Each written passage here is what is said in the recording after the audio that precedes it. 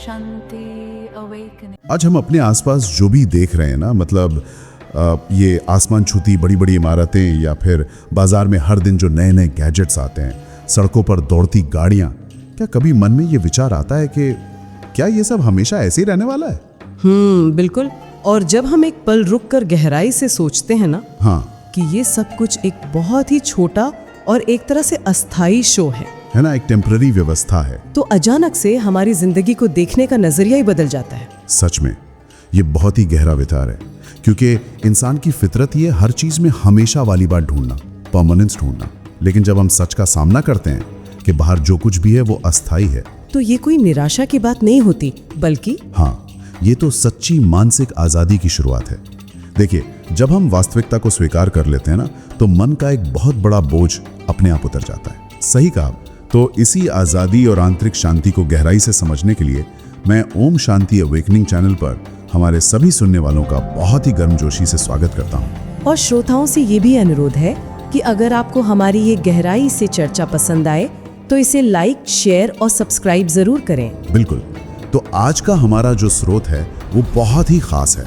हम 15 मई 2026 की शिव बाबा की मुरली के गहरे अर्थों पर आज की ये चर्चा कर रहे हैं। और हमारा मिशन ये समझना है कि इस टेक्स्ट में इस पुरानी दुनिया को एक कब्रिस्तान क्यों कहा गया है, और कैसे हम परमपिता और अपने असली घर, जिसे शांति धाम कहा गया है, उसे याद करके सच्ची शांति पा सकते हैं। तो शुरू करते हैं।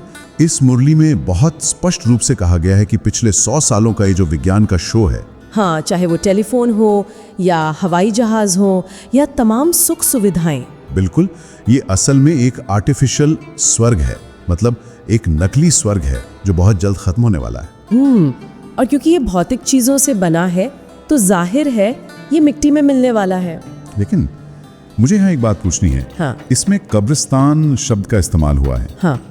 अगर हमारे सुनने वालों में से कोई पहली बार ये शब्द सुने तो ये थोड़ा भारी या निराशाजनक लग सकता है ना? ऐसा लगता है जैसे जीवन की सारी खुशियों को ही नकारा जा रहा हो। मैं समझ रही हूँ। हाँ, तो इस कब्रिस्तान वाले विचार को हम किस तरह से देखें कि ये डरावना ना लगे बल्कि आजादी देने वाला लगे? देखिए, मनोविज्ञान भी यही कहता है कि हमारा मन जिस चीज के बारे में बार बार सोचता है, हमारा उससे गहरा लगाव हो जाता है, अटैचमेंट हो जाता है। अब सोचिए, अगर हम किसी ऐसी चीज से लगाव कर लें जो टूटने ही वाली है, तो नतीजा क्या होगा? सिर्फ दुख और घाटा।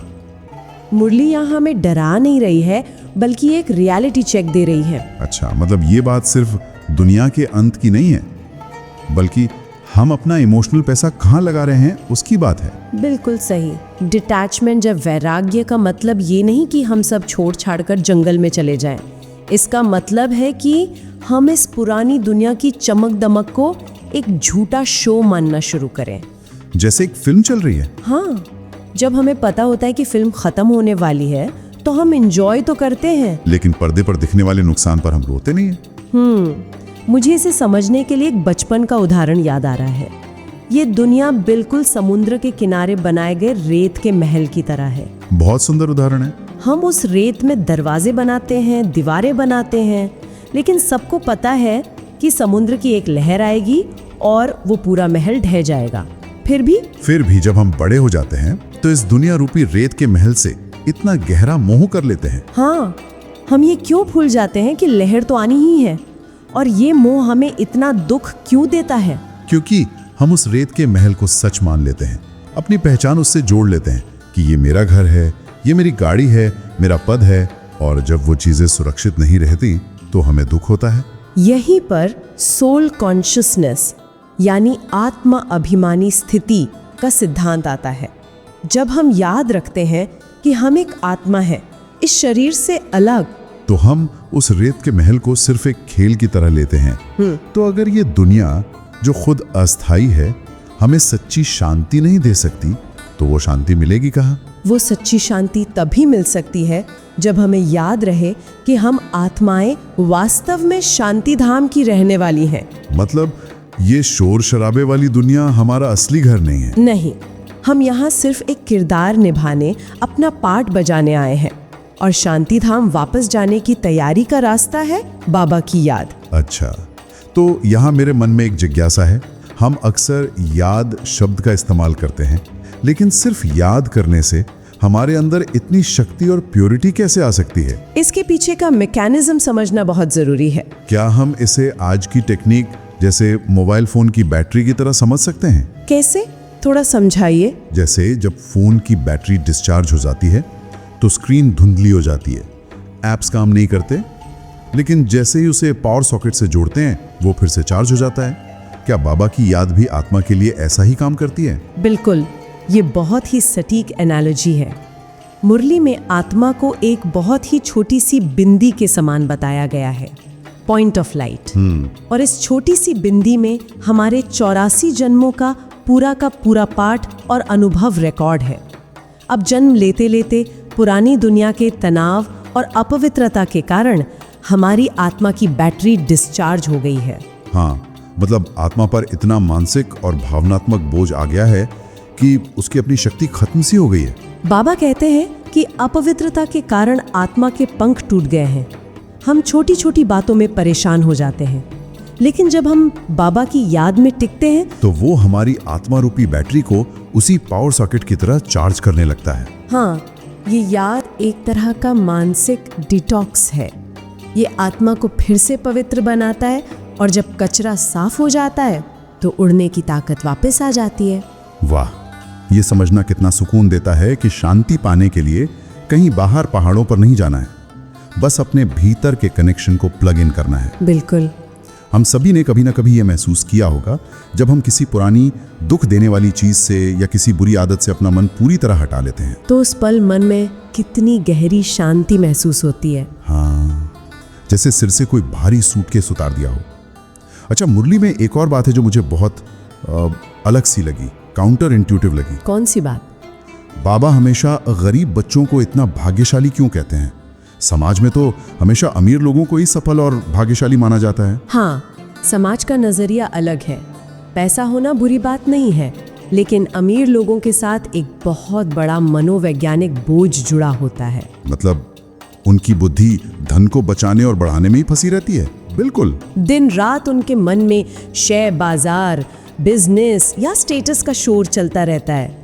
इस शोर के बीच एक शांत और निराकार सत्ता को याद करना बहुत मुश्किल हो जाता है। अच्छा, मतलब उनकी रैम पहले से इतनी फुल है कि शांति धाम के लिए कोई स्पेस ही नहीं बचा। सही कहा। और दूसरी ओर जिनके पास खोने के लिए बहुत कुछ नहीं है, उनका मन दुनियावी चिंताओं से मुक्त होता है, इसलिए वो बहुत जल्दी भगवान से जुड़ जाते हैं। इसीलिए मुरली में उन्हें सबसे खुश नसीब कहा गया है। समझ गया? और इसी से जुड़ा है सच्चे तीर्थ स्थानों का कॉन्सेप्ट। हाँ, ये भी एक बहुत बड़ा अंतर है। भक्ति मार्ग में लोग सच्ची शांति के लिए नदियों में स्नान करते हैं, कुंभ के मेले जाते हैं, लेकिन बाबा के बनाए तीर्थों में और इन भौतिक तीर्थों में क्या बुनियादी फर्क है? देखिए, पानी सिर्फ शरीर का मैल साफ कर सकता है, मन के गहरे संस्कारों को नहीं। असली तीर्थ वो जगह हैं जहां आत्मा को ज्ञान मिलता है, जैसे कि गीता पाठशालाएं। हाँ, बाबा कहते हैं कि वे सबसे बड़े तीर्थ और सच्ची धर्मशालाएं हैं, क्योंकि वहां अविनाशी ज्ञान रत्नों का खजाना मिलता है, जिससे हमारी बुद्धि का सच्चा श्रृंगार होता है। शरीर को नहीं, अपने विचारों को स्नान कराना। क्या बात है। अच्छा, विचारों को दिशा देने की बात पर ही मुरली में ईश्वरीय अथॉरिटी और ड्रामा का ज्ञान भी समझाया गया है। ये पूरे दर्शन का बहुत गहरा हिस्सा है। मुरली कहती है कि यह पूरा वर्ल्ड ड्रामा अनादि है और पहले से बना हुआ है। हाँ, उसमें शब्द इस्तेमाल हुआ है कि ये हर सेकंड शूट किया हुआ है, मतलब प्री रिकॉर्डेड है। बिल्कुल, हर एक्टर का पार्ट अविनाशी है। यही मेरा एक सवाल है, जब कोई सुनता है कि सब कुछ पहले से तय है, तो ऐसा लग सकता है कि हम तो बस बेबस रोबोट हैं, फिर हमारे करने के लिए बचा ही क्या? ये अक्सर गलत समझा जाता है। सब कुछ पहले से तय है का मतलब हाथ पर हाथ रखकर बैठना नहीं है। असल में यह सिद्धांत हमें बाहरी परिस्थितियों के नियंत्रण से आज़ाद करता है। वो कैसे? जब हम समझ जाते हैं कि हमारे आसपास जो भी हो रहा है वो एक विशाल ड्रामा का हिस्सा है, तो हम ऐसा क्यों हुआ कि शिकायत करना बंद कर देते हैं। मतलब हम बाहरी दुनिया को कंट्रोल करने की कोशिश छोड़ देते हैं, क्योंकि वो तो पहले ही शूट हो चुकी है। हाँ, और यहीं से शुरू होती है असली पावर। बाबा इसे मास्टर सर्वशक्तिवान बनना कहते हैं। यह दुनिया पर हुक्म चलाने की अथॉरिटी नहीं है, बल्कि अपने खुद के मन पर नियंत्रण पाने की अथॉरिटी है। बिल्कुल, जैसे हम अपने हाथ पैरों को अपनी मर्जी से हिला सकते हैं, वैसे ही अपने संकल्पों और बुद्धि को जहां चाहे एकाग्र कर लेना, यही ईश्वरीय अथॉरिटी है। क्या हम इसे आज की रोजमर्रा की जिंदगी के किसी उदाहरण से समझ सकते हैं? मान लीजिए आप एक बहुत ज़रूरी मीटिंग के लिए जा रहे हैं और बीच रास्ते में भारी ट्रैफिक जाम में फंस जाते हैं। बहुत शोर है, हॉर्न बज रहे हैं। हाँ, ऐसे में तो डिफॉल्ट रिएक्शन गुस्सा और तनाव ही होता है। बिल्कुल, क्योंकि अगर ड्रामा का ज्ञान नहीं है तो आपकी सारी ऊर्जा उस ट्रैफिक को कोसने में चली जाएगी, जिसे आप बदल भी नहीं सकते। सही बात है।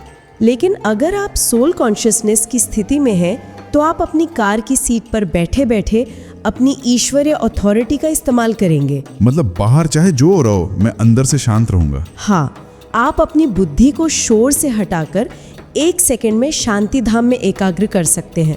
बाहरी परिस्थिति चाहे कितनी भी बड़ी हो, आपकी आंतरिक स्थिति शक्तिशाली रहेगी। कमाल है। ये तो सच में अपने मन का रिमोट कंट्रोल अपने हाथ में लेने जैसी बात है। जब हम इन बातों पर चर्चा करें तो मुझे लगता है कि हम सभी अपने जीवन में इस बदलाव को महसूस कर सकते हैं। बिल्कुल। इस दर्शन को समझना कोई धार्मिक कर्मकांड नहीं लगता, बल्कि ये तो पूरी तरह से एक मनोवैज्ञानिक आजादी है। हाँ, और मैं खुद को बहुत खुशनसीब मानती हूँ कि परमपिता स्वयं हमें ये ज्ञान दे रहे हैं। ये हमें कमल के फूल की तरह दुनिया की कीचड़ में रहते हुए भी उससे डिटैच रहना सिखाता है। बिल्कुल। और मैं हमारे सुनने वालों को प्रेरित करना चाहूंगा, पिछली बार जब हम किसी परिस्थिति में बहुत परेशान हुए थे, जहां सब कुछ कंट्रोल से बाहर लग रहा था, उस समय अगर हमें याद आ जाता कि ये पूरा घटनाक्रम एक विशाल ड्रामा का हिस्सा है, तो क्या वो विचार हमें अंदर से पूरी तरह शांत और अडोल नहीं बना देता? बिल्कुल बना देता। इसीलिए हम बहुत ही प्रेम पूर्वक ये सुझाव देंगे कि हमारे श्रोता अपने घर के आसपास किसी भी ब्रह्म कुमारी सेंटर में जाकर वहां की उस शांतिपूर्ण ऊर्जा का और मुरली क्लास का अनुभव जरूर लें। ये एक बहुत ही ट्रांसफॉर्मेटिव अनुभव हो सकता है। तो चलिए आज की इस गहरी चर्चा के सार को हम 5 स्पष्ट बिंदुओं में समेट लेते हैं, जिनका हम रोज अभ्यास कर सकें। हाँ, श्रोताओं के लिए ये बहुत मददगार होगा। पहला, खुद को रिफ्रेश रखने के लिए हमेशा परमपिता और उनके द्वारा मिलने वाले सुखों के वर्षे को याद रखना। दूसरा, इस पुरानी दुनिया, इस कब्रिस्तान से अपना दिल न लगाकर अपने असली घर शांति धाम को याद करना। तीसरा, हमेशा ये स्मृति बनाए रखना कि मैं आत्मा एक चमकती हुई बिंदी हूँ जिसने इस सृष्टि के चक्र में 84 जन्मों का पाठ बजाया है। चौथा, बाहरी दुनिया चाहे जैसी हो, अपने मन और संकल्पों में हमेशा प्योरिटी बनाए रखना। और पांचवा, स्वयं को मास्टर सर्वशक्तिवान समझकर अपने विचारों और बुद्धि को अपनी मर्जी से नियंत्रित करने का अभ्यास करना, परिस्थितियों का गुलाम नहीं बल्कि मन का मालिक बनना। ये 5 अभ्यास सच में जीवन को बदलने वाले टूल्स हैं। और चर्चा को खत्म करने से पहले हम सभी के लिए एक बहुत ही गहरा विचार।